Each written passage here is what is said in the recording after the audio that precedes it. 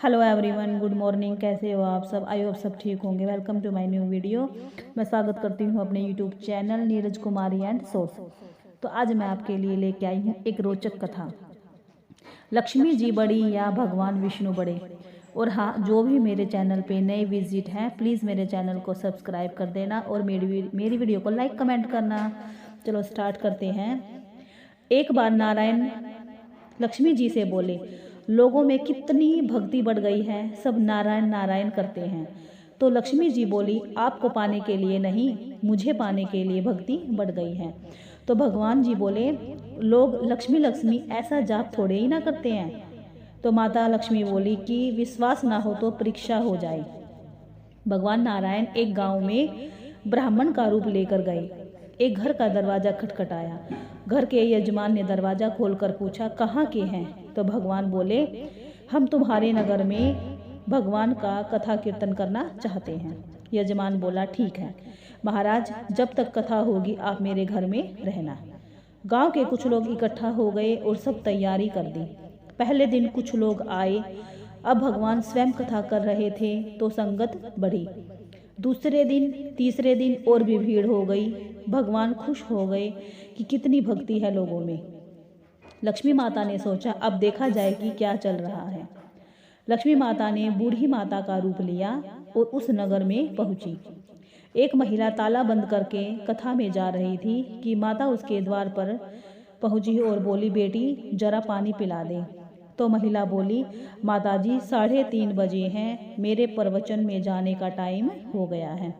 लक्ष्मी माता बोली, पिला दे बेटी थोड़ा पानी, बहुत प्यास लगी है। तो वो महिला लोटा भर के पानी लाई और माता ने पानी पिला दिया। लोटा वापस लौटाया तो सोने का हो गया था। यह देखकर महिला अचंभित हो गई कि लोटा दिया तो स्टील का और वापस लिया तो सोने का। यह कैसी चमत्कारिक माताजी हैं। अब तो महिला हाथ जोड़कर कहने लगी कि माताजी आपको भूख भी लगी होगी, खाना खा लीजिए। ये सोचा कि खाना खाएगी तो थाली, कटोरी, चम्मच, गिलास आदि भी सोने के हो जाएंगे। माता लक्ष्मी बोली, बेटी तुम जाओ, तुम्हारा प्रवचन का टाइम हो गया है। वह महिला प्रवचन में आई तो सही, लेकिन आसपास की महिलाओं को सारी बात बताई। वह महिलाएं यह बात सुनकर चालू सत्संग में से उठकर चली गई। अगले दिन से कथा में लोगों की संख्या कम हो गई। तो भगवान ने पूछा कि लोगों की संख्या कैसे कम हो गई? किसी ने कहा कि एक चमत्कारिक माताजी आई है नगर में, जिसके घर दूध पीती है वो गिलास सोने का हो जाता है।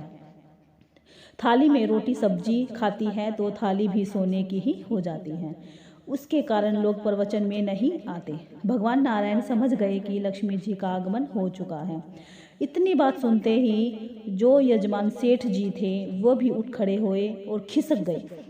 पहुँचे माता लक्ष्मी के पास, बोले, माता मैं भगवान की कथा का आयोजन कर रहा था और आपने मेरे घर को ही छोड़ दिया। माता लक्ष्मी बोली, तुम्हारे घर तो मैं सबसे पहले आने वाली थी, लेकिन तुमने अपने घर में जिस कथाकार को ठहराया है ना वो चला जाए तभी मैं जाऊं। सेठ जी बोले, बस इतनी सी बात, अभी उनको धर्मशाला में कमरा दिलवा देता हूँ। जैसे जैसे महाराज कथा के घर आए, सेठ जी बोले, महाराज आप अपना बिस्तर बांधे, आपकी व्यवस्था अब से धर्मशाला में कर दी गई है। यजमान महाराज बोले, अभी तो 2-3 दिन बचे हैं कथा के, यहीं रहने दो। सेठ बोले, नहीं जल्दी जाओ, मैं कुछ नहीं सुनने वाला, किसी और मेहमान को ठहराना है। इतने में लक्ष्मी जी आई। कहा कि सेठ जी आप थोड़ा बाहर जाओ, मैं इनसे निपट लूँ। माता लक्ष्मी जी ने भगवान से बोला, प्रभु अब तो मान गए? भगवान नारायण बोले, हाँ लक्ष्मी, तुम्हारा प्रभाव तो है, लेकिन एक बात तुमको भी मेरी माननी पड़ेगी कि तुम तब आई जब संत के रूप में मैं यहाँ आया। संत जहाँ कथा करेंगे वहाँ लक्ष्मी तुम्हारा निवास जरूर होगा। यह कहकर नारायण भगवान ने वहां से बैकुंठ के लिए विदाई कर ली। अब प्रभु के जाने के बाद अगले दिन सेठ के घर सभी गांव वालों की भीड़ हो गई। सभी चाहते थे कि माता सभी के घरों में आए बारी बारी से, पर यह कहाँ। लक्ष्मी माता ने सेठ और बाकी सभी गांव वालों को कहा, अब से मैं भी जा रही हूँ। सभी कहने लगे, माता ऐसा क्यों, क्या हमसे कोई भूल हुई है?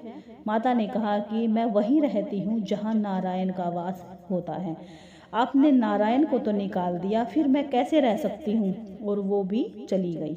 शिक्षा क्या है इस कहानी से? जो लोग केवल माता जी को पूजते हैं वो भगवान नारायण से दूर हो जाते हैं। अगर हम नारायण की पूजा करें, लक्ष्मी तो वैसे ही पीछे पीछे आ जाएगी, क्योंकि उनके बिना रह नहीं पा सकती लक्ष्मी जी।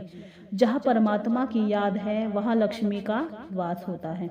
केवल लक्ष्मी के पीछे भागने वालों को न माया मिलती है और ना ही राम। ज्ञान बांटने से बढ़ता है, केवल अपने पास रखने से ही खत्म हो जाता है। जय श्री हरि, जय श्री राधे राधे जी। आपको मेरी वीडियो लाइक कमेंट करना और मेरे चैनल को सब्सक्राइब कर देना। Thank you.